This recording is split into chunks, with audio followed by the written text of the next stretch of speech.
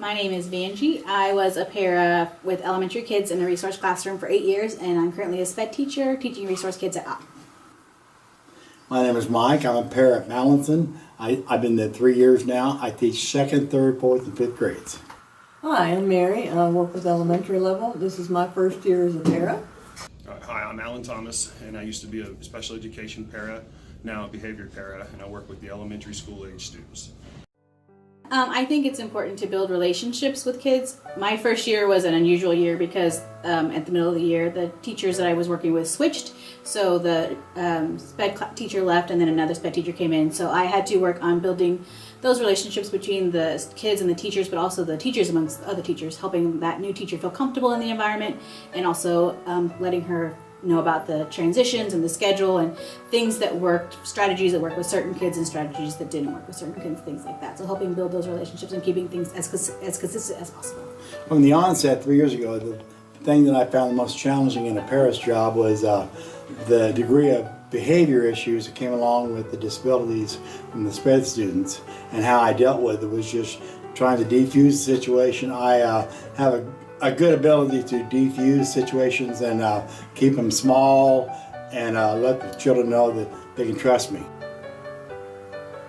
Well, as a new para, learning to know the children, get of course to know their names and their quirks and things that make them happy or make them tick to help and to interest them in learning is important.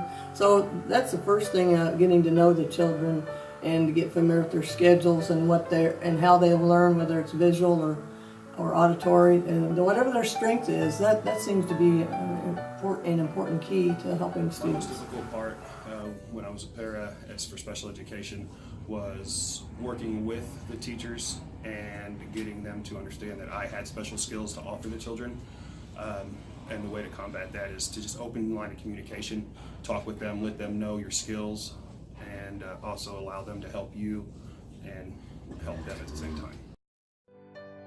One academic technique that I think is important is scaffolding. So kind of making sure that you know like how much you want to take off and like how much you want to work with the kids. So maybe start like really closely, like working one-on-one, but then maybe building that stamina so that they work 1 minute by themselves before they ask for help, or 2 minutes by themselves before they ask for help.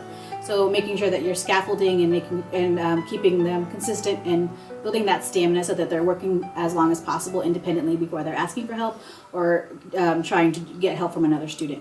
Another thing is also the rigor, making sure that the rigor is important, the hardship of the work, making sure that it's good for them and that they're not doing things that are too hard or too easy, but just right on their level. A really good way that I help with reading with my lead teacher is with the students chunking the words, looking at the blends, figuring in the vowels, letter sounds, and just chunking, and also looking at the picture to actually comprehend what the word is.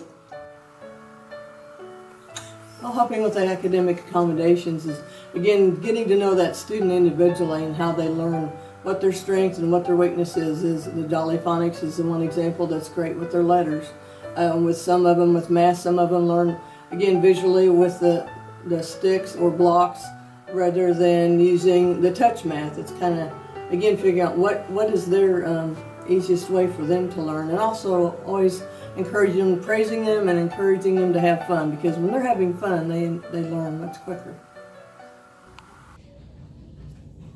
Yeah. Special education, the most useful academic tool that I've used would have to be memory games, card games, things like that to help with math and memory, and behavior aspect of the behavior para. I would have to say social stories and the computer are very great tools to use when working with children.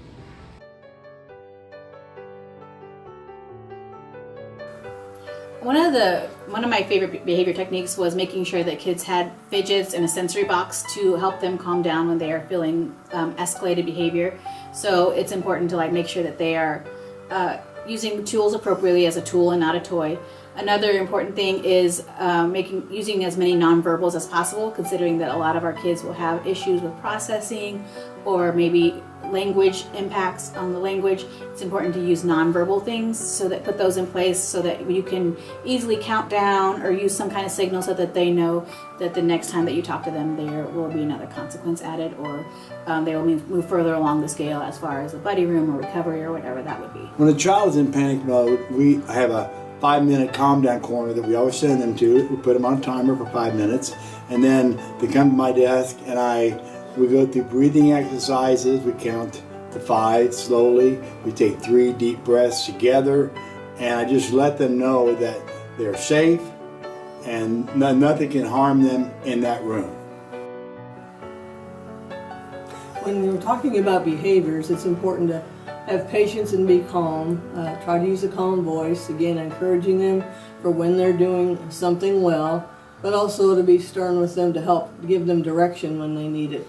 Different techniques, whether it's a breathing technique or whether they need to use a calm down room to push the wall or use the bag, whatever type of thing that helps them burn that energy and release stress and tension is what really is the key to helping them calm down so they can continue learning. One of my best de-escalation techniques to use would be time to cool down and giving them the ability to think about their actions, because once a child has become violent and has thrown or hit, at one point they're just really consumed with all this anger. So you give them time to cool down, show them ways to breathe or to manage that anger, then before you know it, they're apologizing, they feel extremely sad for what they've done. They act in the moment. A lot of students act in the moment. Another important thing is including positive reinforcement, making sure that if the student has a behavior intervention plan or a BIP, that you follow that, because a lot of times in the BIP it'll say few and positive words. So that's important when kids are escalating to use few and positive words so that you're not further escalating the situation. Another thing is making sure that you are being positive with your affirmations, making sure I like how you are sitting at your desk quietly, or I like how you chose to sit at the safe seat, I like how you are choosing to calm your body down.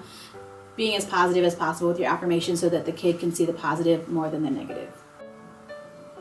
A tip I'd give new paras is dive right in on the data. I learned early on that the biggest help I can do to the lead teacher is stay up on the data. So it's kind of, I've taken it upon myself. I come in early each week, one day, go through all the binders. We have a binder for each child with the IEP and the jacket, and each goal is set with the bar graph, and we have to check it each goal 3 times a quarter. And so I've kind of taken that upon myself to help Sarah, my lead teacher, alleviate some of her workload, and it has helped.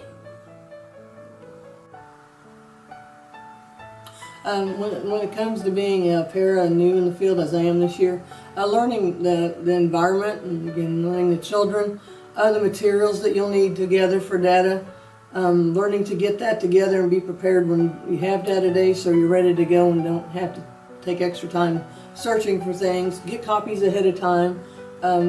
Make sure and let the teacher know what you need if you can't find something or need to substitute something that doesn't seem to be working right. Don't hesitate to ask questions to make it a more streamlined operation. So my advice for any new para would definitely be patience. Time and patience are one of the most important things to have with students and teachers. Don't feel bad if you mess up. Just continue to keep moving forward, because everyone's going to make those mistakes, especially when you're working with students that are individually different than everybody.